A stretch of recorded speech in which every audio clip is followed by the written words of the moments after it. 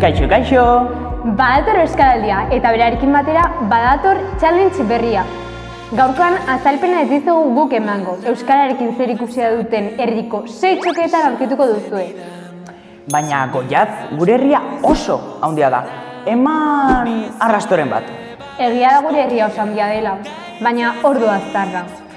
Gure herrian euskararekin lotutako hainbat pertsona ezagun ditugu. Adibidez, bertsolariak, hizkuntzalariak, artistak, musikariak eta baita haien omenez sortutako eraikinak, plazak eta artelak.